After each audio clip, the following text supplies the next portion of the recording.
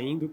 É um prazer estar aqui com vocês. Vocês estão realmente a fim de saber sobre tokenização, real digital, finanças descentralizadas. Vocês estão sim no lugar certo. Eu sou Felipe Cabral, vou falar com esse time de feras aqui hoje. Espero que vocês gostem bastante. Eles já foram devidamente qualificados. Então, para não atrasar muito, eu vou seguir direto para as perguntas, tá bom? A gente vai ter aqui um pouquinho de fala de cada um e no final algumas considerações finais. Vamos começar, quero começar com vocês pelo Francisco, né? Que está aqui na nossa apresentação como Jader, mas eu já fiquei sabendo que é mais correto chamar ele de Chico, né, Chico? Verdade, se falar Jader... Então tá bom.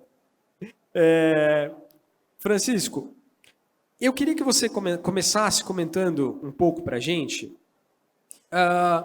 como é que você está enxergando. Primeiro, contar um pouco da sua função lá no ABC, né? O que você faz lá, o que é lidar com inovação dentro do Banco ABC. E, se você puder, começar falando um pouco da visão do banco, né? Da visão da instituição que você está hoje, sobre o Drex, né? Como é que vocês estão enxergando esse desafio de participar do piloto do Drex, né? Que coisas que vocês estão vislumbrando sobre isso agora nesse início? E aí depois a gente passa para o Arthur e seguimos, tá bom? Perfeito. Bom, a função principal do Lab do Banco ABC é preparar o banco para o futuro. Como é que a gente faz isso? A gente estabeleceu um framework onde a gente começa a captar os insights que estão acontecendo, mudanças regulatórias, comportamentais, tecnológicas, e a gente junta todas essas mudanças para extrair duas oportunidades. Uma de melhorar os modelos de negócio que nós já temos e outra de gerar novos modelos e oportunidades para que o banco trabalhe. E é justamente por isso que o projeto do Drex está no laboratório de inovação. Porque a gente, pela primeira vez na história, a gente vai ter um dinheiro digital de fato. A gente está vivendo um momento tecnológico que vai gerar N oportunidades de negócios e muitas mudanças comportamentais. Eu gosto de dar o exemplo do modelo Netflix. A gente, há algum tempo atrás, eu não sei, eu já li sobre isso, porque eu sou muito jovem. Quando a gente queria assistir um filme, a gente ia até a locadora, via a disposição dos filmes na prateleira, pegava um filme fisicamente, ia até o caixa, pagava, ia para casa, assistia, devolvia. Um processo 100% analógico. Depois, alguém veio com uma sacada, teve Netmovies, até a própria Netflix veio com esse modelo inicialmente, e só pegou essa experiência e mandou para o mundo digital. Ainda tinha a prateleira, ainda tinha o checkout, você ainda tinha que pagar pela locação do filme, mas era simplesmente uma forma de transformar aquela operação analógica em uma operação digitalizada. Por quê? Porque eu estou simplesmente replicando aquilo que já existe. Então, o meu universo de possibilidades ainda é muito limitado, embora eu possa aumentar a escala. Quando eu falo de uma operação digital, é o modelo Netflix de hoje. Você liga o seu aparelho, conecta da onde você estiver, tem as prateleiras ali ajustadas para o seu gosto, você não tem que passar em checkout, você assiste o quanto você quiser, e eu poderia ficar citando features e features e features aqui que a Netflix tem e que vai poder ter. O Drex é isso, mas com dinheiro. Você vai poder ter um dinheiro programável para que você tenha negócios e modelos de negócios para atender cenários completamente escaláveis e também personalizáveis para cenários específicos. Então, é basicamente isso que nós fazemos e isso que nós enxergamos. Muito bom. Depois você vai contar para a gente como é que vocês pensam em acelerar, né, a adoção do Drex com todas essas características. Eu vou passar um pouquinho a bola para o Arthur. Arthur, você pode falar para a gente o que a Ramsa faz exatamente, né? Para quem ainda não conhece, né, o trabalho da Ramsa, conta um pouquinho. E também, como é que, por exemplo, plataformas de tesouraria ou de outros modelos podem facilitar essa integração de moeda digital com o cliente, esse tipo de coisa? Não, perfeito. A Ramsa não está há muito tempo no Brasil. Acho que a gente chegou no ano passado. Tinha uma tinha já uma operação nos Estados Unidos e na Ásia e Pacífico. E, basicamente, a gente começou com uma plataforma de tokenização, né, oferecendo plataforma white label para originação, para distribuição, e foi muito repentina a nossa entrada primeiro para a iniciativa Next da Fenasbac, depois para o Real Digital, junto com um consórcio, e a partir deste momento a gente chegou a desenvolver a nossa plataforma de tesouraria. Então, uma vez que, numa das primeiras reuniões no Banco Central, quando começou essa discussão do Real Digital, a gente chegou a fazer um pequeno sandbox, né, mesmo não entendendo todos os detalhes ali do STR, etc., e fizemos uma pequena...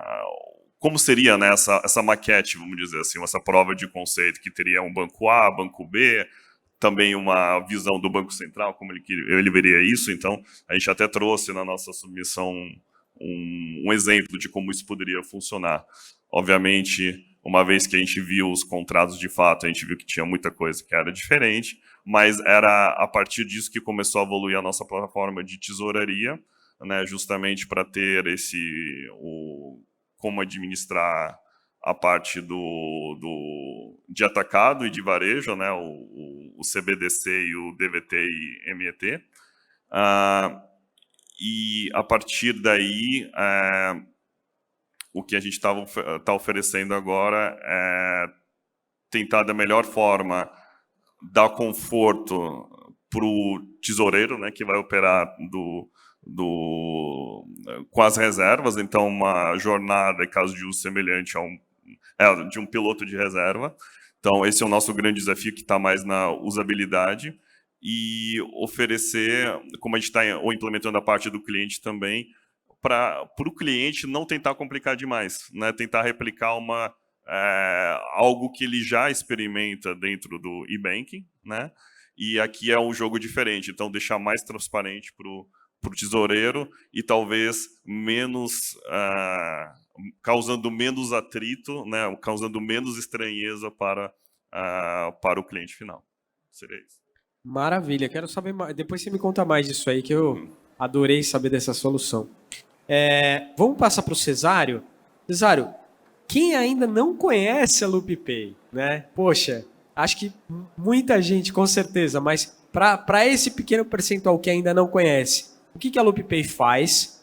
E se você puder, explica um pouquinho o que é exatamente, né, o conceito de vocês de wallet, de agregador. Acho que é essa a palavra-chave. Que muito pouca gente compreende de fato a função de um agregador, os potenciais que ele tem. Se puder dar uma pincelada para a gente nesse assunto, seria ótimo. Perfeito, pessoal. Prazer, bom dia. Meu nome é Cesário, eu sou diretor de produtos da LoopPay. E na LoopPay, basicamente, a gente facilita a entrada no mundo de ativos digitais. A gente tem duas áreas. A gente tem uma área B2C. E nessa área B2C, a gente tem uma carteira, um aplicativo, que você consegue ver como está todos os seus ativos digitais em várias blockchains. Então, você facilita o acompanhamento do teu portfólio.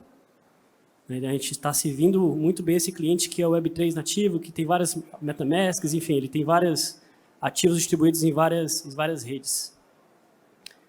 E no nosso B2B, a gente tem uma carteira.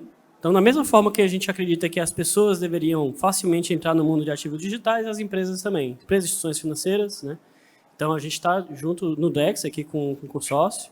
A gente tem uma carteira MPC, tem uma carteira que é super segura e fácil de ser utilizada para os desenvolvedores que vão integrar isso nos sistemas. E dessa forma, a gente consegue, né, deixar muito simples aí também as empresas entrarem nesse mundo de ativos digitais. Muito bem, ó. O jogo está se formando aqui, né? A gente tem banco, a gente tem um provider de tecnologia para blockchain, a gente tem um provider de tecnologia para gerenciar fundos e tesouraria, uma carteira. Quem não conhece a Microsoft, né? Acho que dispensa apresentações.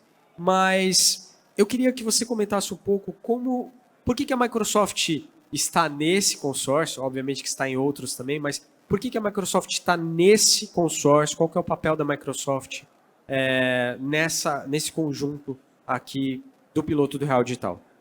Obrigada, Fê. Boa tarde, meu nome é Soraya. Eu sou responsável pela indústria de finanças em corporate na Microsoft. Meu papel lá dentro é um pouquinho do porquê que a gente está nesse consórcio. Buscar o que a gente pode trazer de valor agregado, como a gente pode trazer linhas de negócios novos para os nossos pequenos e médios clientes de instituições financeiras em gerais. Quando a gente escolheu entrar nesse consórcio, e foi um convite bem bacana, eu acho que todo mundo, como vocês puderam ver, a gente se complementa muito bem. A ideia foi, que cliente é tecnológico o suficiente para embarcar em uma busca de tecnologia nova, aberto o suficiente para buscar planos de negócios novos, como a gente, Microsoft, pode agregar não só na tecnologia, mas principalmente como o banco faz mais dinheiro. Como o banco consegue agregar para a sociedade como um todo. Como a gente muda a característica de um banco em só ganhar dinheiro, mas evoluir a sociedade, fazer uma inclusão financeira, educacional. Então, a gente buscou um consórcio que conseguisse trazer um pouquinho disso tudo. A Microsoft ela agrega em 3 pontos principais. O primeiro é a tecnologia. Então, como vocês devem ter ouvido, a gente está aqui participando de 6 consórcios de diversos tamanhos, por diversas finalidades. Esse consórcio específico é um deles. A segunda forma que a Microsoft agrega é em descobrir em conjunto como esse futuro, como a gente consegue achar linhas de negócio, o que é tokenizável, o que não é, o que faz sentido para o banco e o que não faz. E terceiro, e por último, não menos importante, é como a gente consegue ajudar a regulamentação, os regulamentadores, as criações, como a gente consegue discutir em conjunto com o Bacen, CVM, outras instituições, para ajudar realmente não só os grandes bancões, mas também as pequenas e médias empresas. Tá bom? Maravilha, maravilha. E aí, outro fera, outro gigante da Microsoft. Eu brinco com os meus amigos que quando eu crescer, eu quero ter o currículo igual ao do João. João, a gente sabe que nesse piloto do Real Digital tem 3 aí, digamos, temas majoritários, né? É a questão da programabilidade, a questão da segurança, a questão da privacidade. Em detrimento de outros que poderiam estar agora também, mas esses 3 precisam ser feitos agora durante o piloto para garantir que lá na frente a gente tenha mais sucesso com a iniciativa. E aí, pensando em privacidade, né, confidencialidade, em segurança, eu acho que o papel de vocês agrega muito. Mas eu queria te ouvir em relação a isso, como esses problemas exatamente podem ser atacados, assim, como é que vocês criaram soluções para atacar essas 2 vertentes específicas, né, de privacidade, confidencialidade e segurança? Vou tentar não ser repetitivo, né? E outra, eu falei um pouco sobre isso, mas eu vou tentar fazer um stand-up aqui com as tecnologias que estão envolvidas aqui, né? Nosso amigo aqui falou de um acrônimo chamado MPC. Isso é bem interessante, que é uma maneira de fazer uma proteção, por exemplo, da carteira, da chave, né? A chave, quando nós falamos aqui em custódia, né, teremos que falar da custódia da chave, que vai proteger toda aquela seus ativos, tá? Então, a proteção daquela chave, por exemplo, com uma tecnologia de MPC, é factível de você elevar a barra da segurança do seu ambiente. E aí, nosso amigo, eu tenho trabalhado muito com a Hansa para fazer o ambiente de comunicação desde a plataforma de tesouraria, né? Aliás, na verdade, desde a carteira, utiliza a plataforma da tesouraria e aí você mantém aquele ambiente confidencial. Só para compartilhar com vocês aqui um spoiler, em paralelo aqui, nas madrugadas e finais de semana, fizemos teste com o Tessera, primeiro teste, só que o Tessera não é factível de ser implementado dentro do Drex. Iniciamos testes agora, por exemplo, com ZKP Nova. Então, é uma outra técnica. Eu até falei no outro aqui, vou até repetir para vocês. A Microsoft ela tem um centro de pesquisa, então contrata sempre pesquisadores ao redor do mundo para criar novas soluções. ZKP Nova é uma delas, tá? Que seria factível, é uma possibilidade real de ser aplicado, por exemplo, no piloto do Real Digital. Tá? Então, dentro do fluxo do ABC, qualquer ideia, modelo de negócio que nasça dentro do piloto, ou no piloto, ou no sandbox que esteja conectado, é factível de ser passado por esse ambiente seguro. Desde a carteira do meu amigo da LoopPay, pela plataforma de tesouraria, e sempre no ambiente seguro. De novo, o Bezo, ele poderia ser instalado num ambiente normal, numa máquina virtual, num container, assim por diante. Mas por que não poderíamos fazer teste, por exemplo, num ambiente Bezo, full node o dia inteiro dentro de um ambiente de computação confidencial? É uma possibilidade. Por que não testar? Então, esse é um trabalho que, de novo, né, meus amigos, é um trabalho paralelo. Se nós fizéssemos um trabalho sequencial, provavelmente, talvez o piloto não chegasse até o fim, mas fazendo trabalho paralelo em várias...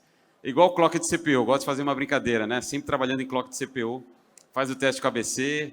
A Microsoft está envolvida em vários casos, tá? Mas o Banco ABC eu gosto bastante aqui, relacionado à parte imobiliária. A gente estava falando aqui com o Chico e com o Pedro aqui, a parte de financiamento imobiliário, né? E aí entra naquela questão também de tokenização de projetos imobiliários. Então, se hoje não é possível, talvez em dezembro de 2024 talvez seja possível. Mas até lá, existem vários outros itens que podem ser tokenizados. Mas, de novo, essa balança da segurança e da privacidade nunca pode ser afetada. Maravilha, maravilha. Então, já que você falou sobre esse tema da tokenização, vamos puxar essa bola aqui com o nosso provider financeiro, que é o Chico.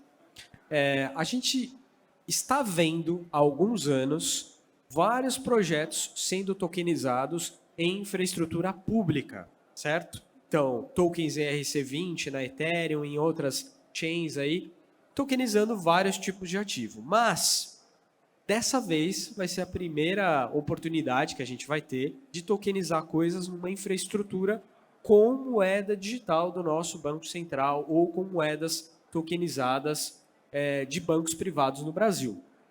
Chico, quais produtos vocês estão vislumbrando construir nessa área de tokenização? Né? Como é que você enxerga aí esse mercado? Se você puder citar nominalmente quais áreas vocês têm mais foco, né?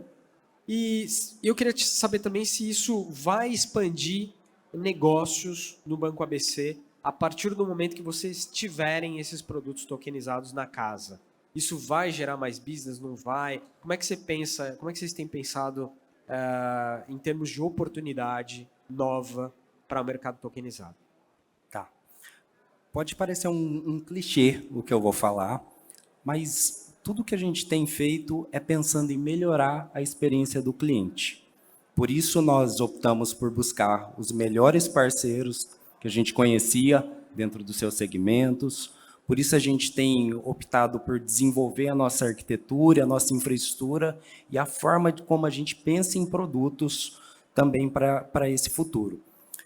O ABC tem trabalhado nesse segmento de inovação e tecnologia, principalmente no setor de energia, que a gente tem a nossa comercializadora de energia.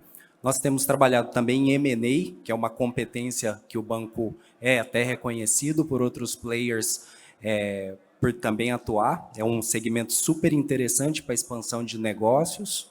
E também, é evidente, o setor imobiliário, que é um target super importante. Imagine um caso real, que você tenha um imóvel ali comercial e você precisa fazer a transferência dele e você não é dono daquele imóvel como um todo. Se você olhar no cenário atual de hoje, analógico, você vai ter que trabalhar com tantos intermediários, com tanta documentação, com tanta coisa, que é mais fácil a gente abraçar esse sonho que o João acabou de nos falar, de repente, em 24, que eu acho que tem 24, você não terminou de transferir. E por que a gente está olhando para isso? Mas um banco está olhando em desintermediação, está olhando no mercado imobiliário, é porque essa é a visão do ABC para o futuro. Que os serviços só devem ser cobrados ali, só devem ser remunerados para pessoas que realmente agreguem valor à operação. Você não tem que ficar pagando um intermediário ali que não está contribuindo para que aquela operação, aquele modelo de negócio, que ele seja rentável ou que ele traga um benefício direto ou para o seu usuário ou para a sua empresa. O Banco ABC em especial é focado no segmento PJ. Então, respondendo de forma mais objetiva, A gente, sim, está redesenhando a experiência do usuário. No caso do ABC, o nosso usuário é empresas, então, caracterizar essa persona é um pouco mais desafiador, embora nós tenhamos os nossos segmentos ali bem delimitados do que nós atuamos. E os segmentos mais interessantes que nós enxergamos no horizonte é o de M&A, o de energia e o imobiliário. Perfeito, maravilhoso, maravilhoso. Então, vou voltar aqui um pouquinho para o Arthur e para o Cesário, começando com o Arthur, que é o seguinte, né? A gente fica tendo essas ideias aqui o tempo todo, mas não sabe o tanto que o pessoal do back-office sofre para, no fim das contas, fazer a coisa acontecer, gerenciar tudo isso, né? Muitas vezes, em muitas empresas, muitas ocasiões, o trabalho do back-office ele acaba sendo negligenciado ou deixado um pouco de lado em detrimento das soluções diretas para o cliente e tudo mais, né? E vocês estão muito focados em pensar isso, né? Em construir esse tipo de solução. Eu diria até que no mercado tradicional também a gente não tem soluções, digamos assim, matadoras para o universo de back-office, tesouraria, etc, etc. E o desafio talvez seja ainda maior para esse universo novo de blockchain, tokenização de ativos, etc. Né? Porque tem vários outros conhecimentos que precisam ser adquiridos para fazer manipulação de tokens, para gerenciar carteiras, multi-assinatura e tudo mais. Arthur, você podia contar para a gente um pouco o que vocês estão, óbvio que tem coisas que você não pode falar aqui, mas o que vocês estão vislumbrando de ferramenta, de produto, de construção, de funcionalidade dentro da plataforma da Ramsa para poder atender esse mercado novo de bancos, de fintechs, de empresas do setor financeiro ou de outras que precisam agora lidar com ativos on-chain, off-chain, etc. Não, perfeito. Eu acho que o passo principal foi dado, que nós temos dentro do piloto, né, do Real Digital, a gente tem o Drex, né, tem a moeda, né, com quem vai ser feita a operação, e vai ter o título público federal tokenizado. Então, você já consegue colocar eles no mesmo plano e fazer os dois interagirem, né, que vai resultar numa transação atômica e vai trazer todos os benefícios. Partindo daí, a nossa ideia, desde que a gente chegou aqui, a gente chegou a fazer algumas provas de conceito, né? Então, por exemplo, no Banco ABC, a gente chegou a tokenizar uma CCB. Então, a partir dos standards já dado neste pontapé inicial pelo Bacen, a gente quer manter o mesmo padrão e começar a criar, saindo um pouquinho dentro do contexto do imposto, né, pelo Bacen do Real Digital, criar outros tipos de token que poderão no futuro interagir com isso. Então, da mesma forma que o Chico falou, dentro do contexto de mercado imobiliário, por exemplo, a gente chegou a desenvolver um token multi-property, né? Então, é como se fosse tokenizar um condomínio inteiro, né? E o investidor poderia ter uma parte ideal deste condomínio e, enfim, receber a receita, né, que viria do aluguel, né? Isso seria um dos casos de uso. A gente chegou a fazer uma prova de conceito disso. E assim como o mercado imobiliário, também o mercado por exemplo, de recebíveis de cartão de crédito. Então, recentemente, ao nosso consórcio se juntou o Banco Safra, né? Então, eles têm o adquirente, né? O Safra Pay estaria um bom caso de uso de aproveitar melhor a tokenização de recebíveis de cartões de crédito e fazer com que seja financiado de uma forma diferente, né? Então, acho que esses seriam os casos mais interessantes, né? Estou mega curioso para ver depois isso. Acho que para o Cesário uma pergunta meio na mesma linha, assim. Claro que na nossa cabeça, quando a gente pensa em agregador, em wallet, vem rapidamente a ideia de custódia, né? Mas provavelmente vocês também estão olhando para funcionalidades e para tokenização de um jeito diferente. Conta um pouquinho, Cesário, como é que você imagina sair um pouco desse foco só de custódia e poder gerar valor, criar condições, ferramentas, funcionalidades, pensando mais no dia a dia de tokenização, esse tipo de coisa? Acho que o grande potencial, né, de você tokenizar também é você utilizar a blockchain como canal de distribuição. Além de você trazer as regras do ativo para ficar on-chain, né? E um pouco da nossa visão é que esse movimento de tokenização não está acontecendo só no Brasil. Está acontecendo nos Estados Unidos, está acontecendo na Europa, está acontecendo na Ásia, né? Então, como a gente tem esses dois focos, né? Então a gente tem o B2C, isso é onde a gente acredita que vai ter uma velocidade mais rápida de adoção, né? Então, quando você traz um bom ativo e você distribui esse ativo no B2C, seja ele no Brasil, seja ele em outros países, você sempre vai achar um grupo de investidores que sabe avaliar bem aquele ativo e vai querer aquele ativo no portfólio deles, né? E daí, do outro lado, você tem muito B2B que está criando ativos e quer distribuir esse ativo, né? Então, o que a gente vê é esse casamento em que a gente faz a interoperabilidade entre redes, o ativo foi criado, vamos distribuir esse ativo para o Brasil, para a América Latina, para onde for, né? Então, a gente está criando esses produtos e essas conexões para garantir que os mercados estão conectados e que ativos globais eles existem, né, de uma forma, né, segura na blockchain. Certo. Maravilhoso, maravilhoso. Tá bom. Vou voltar então para a Soraya. Hoje vocês estão muito próximos assim, do Banco ABC, justamente para prover toda essa camada de blockchain as a service e poder fazer de fato as coisas acontecerem, né?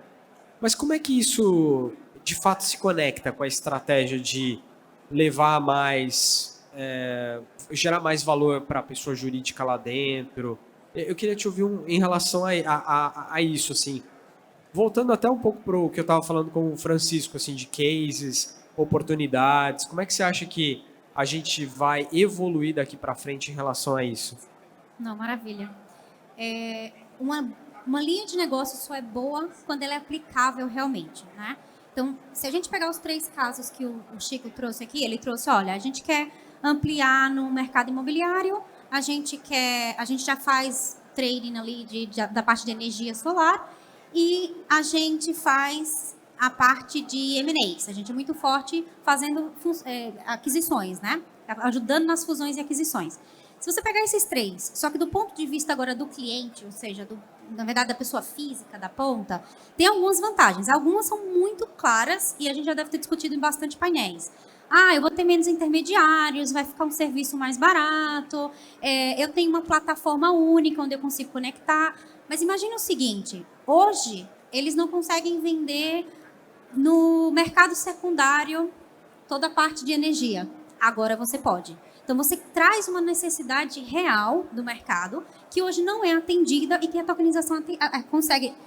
É um ganha-ganha. Tanto o cliente consegue agora fazer essa compra, quanto o banco consegue vender no mercado secundário. Então isso é um ganho absurdo para o mercado. A mesma coisa acontece com o imobiliário. Então, você imagina o seguinte, antes dele ser construído, então eu vou ter lá e o pessoal da AMSA falou bastante sobre isso, né? O Arthur falou bastante sobre isso. Como a gente faz antes do data center, antes do prédio ser construído, de uma forma que você consiga distribuir e consiga negociar aquilo na ponta. Eu, como cliente, quero fazer a compra, quero começar a negociar aquele ativo que está lá na frente, que ainda vai ser construído. Com a tokenização, ele é possível. Então, uma linha de negócio boa para o cliente, ela tem que ser boa para o banco? Claro, mas ela tem que ser boa para o cliente também. Então, a gente pensa muito em que mercado hoje não é possível, que agora com a tokenização é possível, onde eu consigo economizar o custo, porque eu estou tirando alguns intermediários do caminho. Isso realmente vai baratear o custo. Como eu trago alguns tipos de investimentos que hoje não estão presentes para aquele investidor, mas que ele consegue investir como pessoa física, graças à tokenização, e como a gente consegue melhorar o que tem aqui. Então, não é só melhorar o que existe, mas sim pensar muito no futuro para a gente conseguir criar uma linha de negócio que faça sentido. Quando a gente fala em M&As, por exemplo, a dificuldade de empresas quando ela faz uma fusão, uma aquisição, ela é absurda. Imagina que ela não precisasse se preocupar com nada disso, ou grande maioria disso, tendo uma plataforma já de um banco que faça a aquisição e a fusão dela do início ao fim. Por que essa plataforma não pode ser tokenizada a ponto de, quando uma empresa for fazer uma fusão, uma compra de outra empresa, ela já colocar isso no seu cálculo de retorno de forma muito mais apurada do que é feito hoje? Quem trabalha nesse mundo de M&As, sabe que o cálculo ele é muito aproximado, ele é estimado, e ele é feito um cálculo que ele traz sim uma veracidade, porque ele traz pessoas que estão naquela área, mas ele não consegue ser confirmado. Com a tokenização, a gente traz isso em números reais. Então, para a pessoa jurídica, a gente vê claro ali, redução de custo, projetos que hoje não estão na mesa, que eles podem comprar, acesso melhor a vários tipos de investimento, que hoje também não estão disponíveis, e, com certeza, você conseguir vender e fazer mais negócios que hoje você não consegue fazer, porque você tem que esperar um ativo ser efetivado. Muito bem. Vamos voltar então para o Tech Monster. João, a palavra mágica aqui, interoperabilidade. Interoperabilidade, Joãozeira. Bom, tem toda essa questão de por que isso é importante e tal, que é o feijão com arroz, mas eu queria explorar um pouco mais esse tema com você, que é até uma questão que já me perguntaram várias vezes e as pessoas têm ideias muito diversas a respeito disso. Imagina a seguinte situação, pense aí na cabeça de vocês. Você tem a sua conta no banco e você vai conseguir mintar, digamos assim, para usar um vocabulário mais que a gente usa em blockchain no geral, o seu real tokenizado. Aí você vai poder fazer operações com esse real tokenizado. Ainda não consigo usar as siglas, tá? Eu ainda falo do jeito que a gente falava no começo do ano. Mas aí o João tem conta lá no outro banco e eu quero ou preciso mandar os meus reais tokenizados para ele por algum motivo. Vai dar para fazer esse wallet out, João? Como é que é essa modelagem desse negócio? Dá uma brincada aí com essa imagem que eu criei aqui para a gente falar sobre isso. Beleza. Inclusive, essa semana vão começar os testes com título público federal tokenizado, né? Então, o Banco Central já meio que imputou na carteira de alguns bancos já participantes vamos dizer assim, uma integração direta ali para começar a fazer, inclusive, esse swap, né? Aí vai ter um leilão, vai ter todo um processo. Então, além da privacidade e confidencialidade, a palavra interoperabilidade, né? Nós estamos aumentando o nosso nível aqui do dicionário, né? É extremamente importante. E aí tem várias possibilidades. Estamos falando aqui, até no painel anterior, falamos de um pouco de interoperabilidade entre sistemas de pagamentos, né? Eu ouvi muito no Lift Challenge, eu até chamo de pré-piloto, meus amigos, tecnologia eu sei que vocês conseguem entregar, mas nada pode criar um overlap com o Drex, Pix e Open Bank. Na verdade, eles têm que trabalhar de maneira interoperável. Existem vários exemplos, tá, meus amigos? Fazer o pagamento de mint, utilizar o Pix como um fluxo de transferência para fazer um mint de algo, utilizar o Open Bank. O brasileiro é imediatista, né? Então, por que ele viu grande valor ali no Pix? Eu tive ali vamos dizer assim, uma vantagem imediata.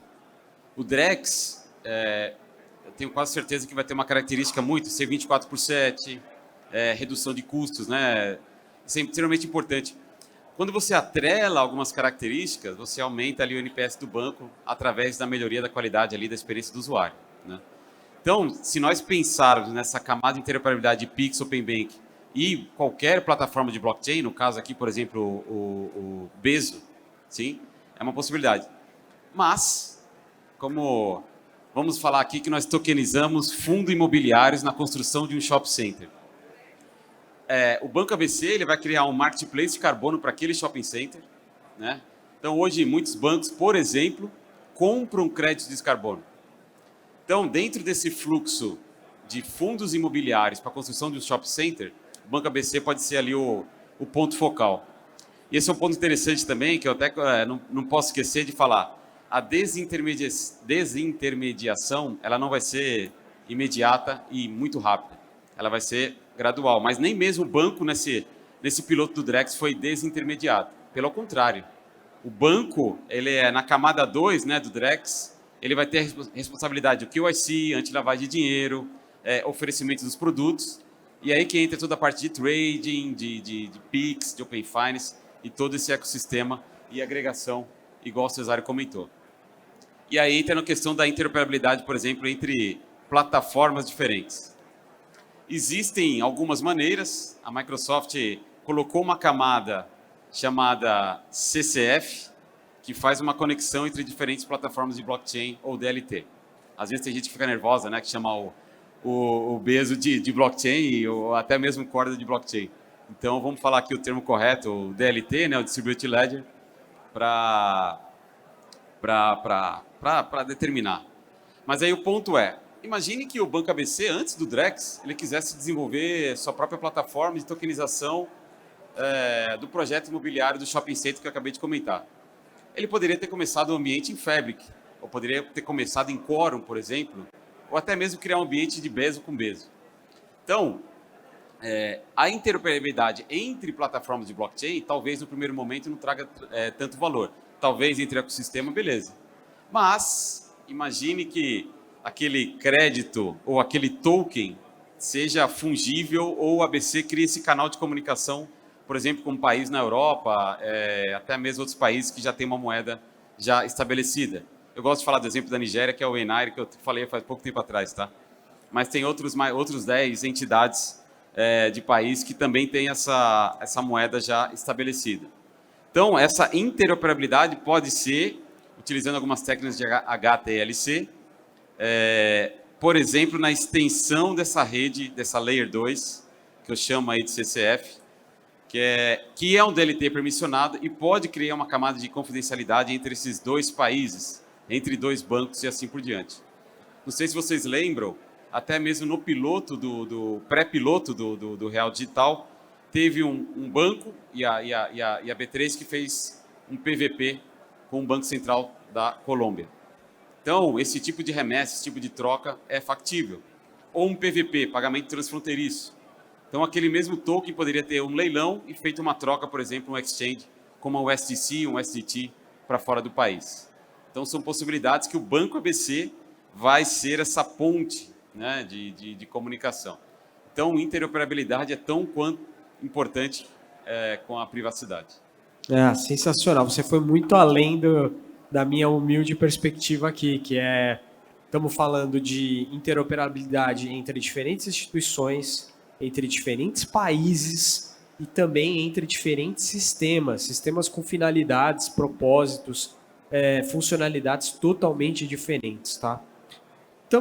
Estamos aqui nos encaminhando para o final, mas eu quero pedir uma última fala de vocês, considerações finais do nosso painel, recados, se quiser deixar os seus contatos, como que as pessoas encontram vocês, começando aqui pelo Arthur.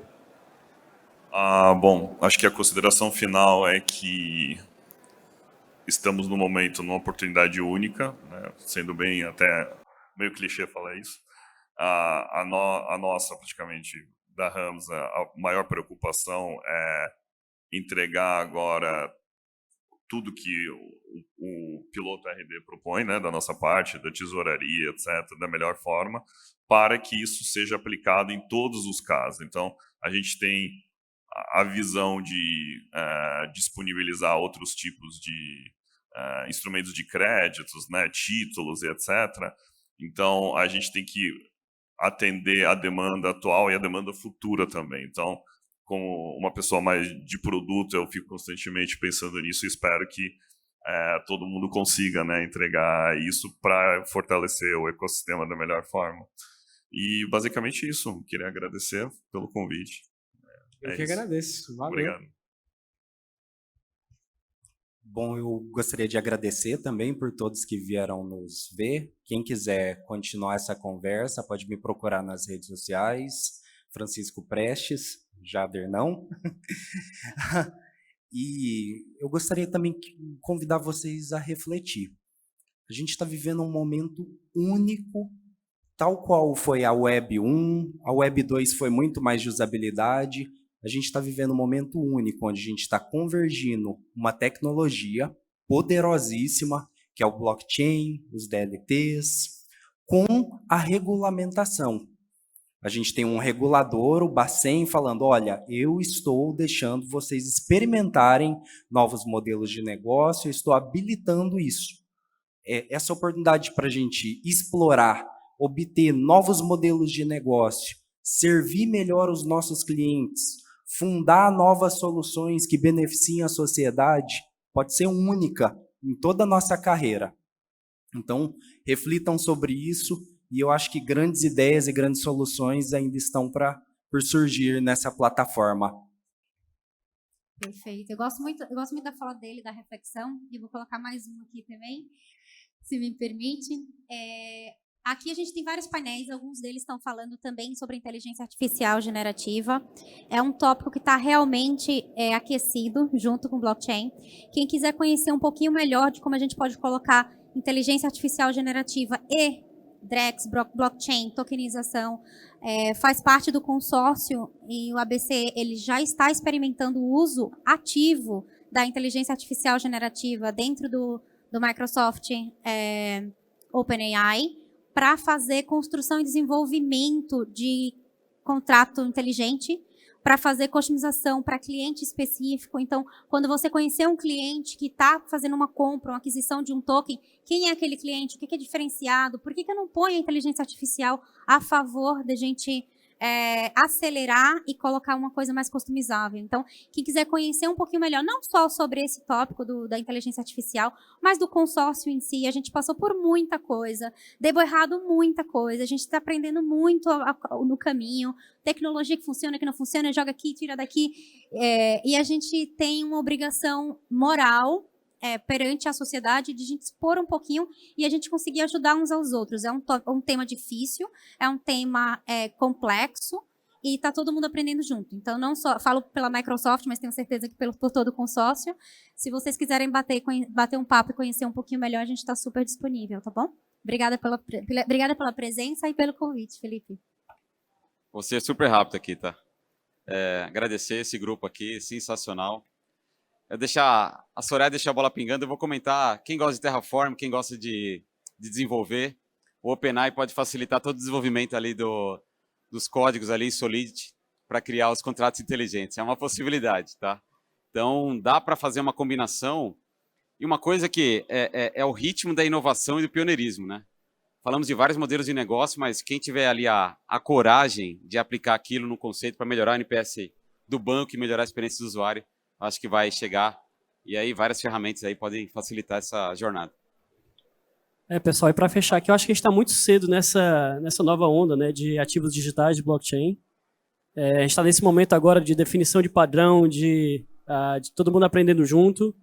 Então, até um negócio muito legal do nosso consórcio foi, o objetivo primário era, cara, vamos ter conhecimentos, vamos distribuir conhecimentos, compartilhar, e até fazer esse convite para outras instituições financeiras, quem quiser interagir com a gente como consórcio, a gente está super interessado aí em trocar figurinhas, e é assim que se constrói esse novo sistema financeiro muito melhor para o usuário e para as instituições. É isso. Muito bem, então esse foi o papo com esses feras aqui do consórcio do ABC. Espero que vocês tenham gostado. A programação segue incrível. Eu queria agradecer demais toda essa audiência e a vocês por estarem aqui com a gente hoje. Valeu!